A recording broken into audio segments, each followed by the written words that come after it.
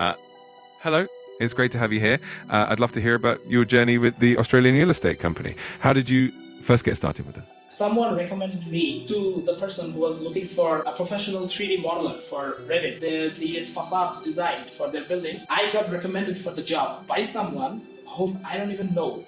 It shows that the word of my work travels faster than the word of my mouth. And I said, okay, I'm okay with Revit. Interesting thing is, I was not okay with Revit. I just did a point blank shot and I told him that, yeah, I can do it. Just give me 7 days, then a sample file. That's a fantastic attitude. It's impressive that you took on that challenge.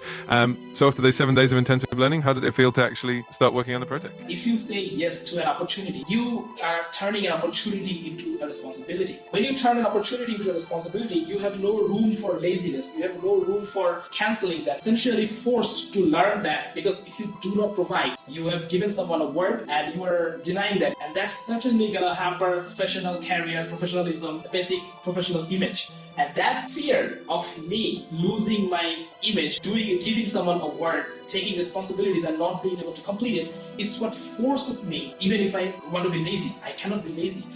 Terrific. That's really inspiring mindset. It sounds like that approach has really helped you grow.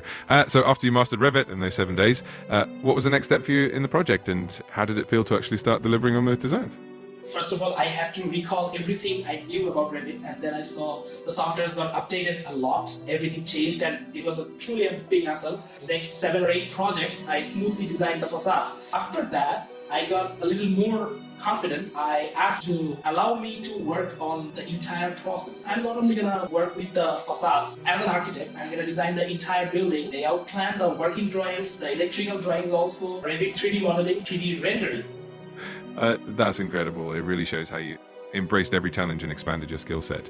And sounds like you've taken on a lot of responsibilities. Could you share a bit more about how this experience has shaped your approach to new projects and learning new skills?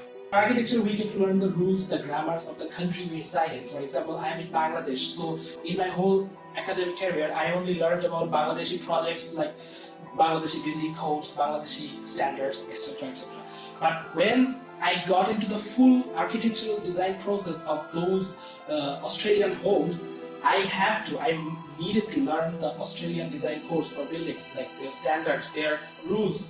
Things like Raju rules we have in Bangladesh, they have building codes too. Their setback rules, their rules for driveways, their rules for doors and windows, they have standards for that. They have strict rules, and I had to learn them, because when I'm in the full architectural design process, I cannot design buildings randomly or according to the knowledge I have learned here in Bangladesh. So I took more time to learn those. It was truly a new field of knowledge for me, and right now I can confidently say I can do designs for 2 countries. That one philosophy of pushing myself to learn new things, by putting myself into the shoes of new opportunities, turning opportunities into responsibilities, have really helped me and pushed me a lot further into my career. That's truly amazing and really shows how adaptable you are. It must be quite fulfilling to have that level of expertise in both Bangladeshi and Australian standards now. I'd love to hear more about how this experience has impacted your confidence in taking on your responsibilities moving forward. Could you share a bit about that?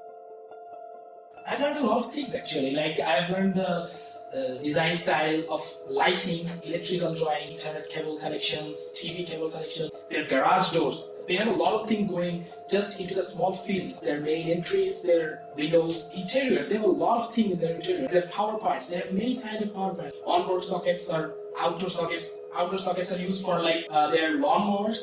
There are CCTVs, there are motion sensors. They have sensor lights that automatically light up when vehicles back up towards their garages. CCTVs are connected to their central node into the house. They have down lights for hallways and specific lights for staircases. They have painted lights there too. And then I learned so many things, like usage of wood veneer walls instead of concrete and rebar walls. But there's a layer of wood, then a cavity, and then bricks on the exterior. I learned about alfresco, which is a backyard veranda. Learned about grannies. These are small homes connected to a big home to be rented out. Learned about firewalls, thick walls that separate and protect the smaller granny in case of a fire, so insurance troubles don't arise. Learned how in Australia 2 identical parallel homes are called duplexes. All of these things has to play together, and if an architect does not design the houses properly or doesn't know how an Australian building designer functionalities work, all these things are going to fall apart. There are specific places for skylights. There are two kind of lights in the bathroom. There are like specific placements for washing machines, fridges, and every other equipment. So it's very crucial to learn these things first. And I think I'm confident that I've learned a lot of new things, and I'm now right now very experienced in it. Absolutely. It sounds like you've gained a wealth of knowledge and really mastered the intricacies of Australian building standards. It's incredible how much you've expanded your expertise through this experience. I'm looking forward to hearing more of your stories in the future. Thanks again for sharing all these insights.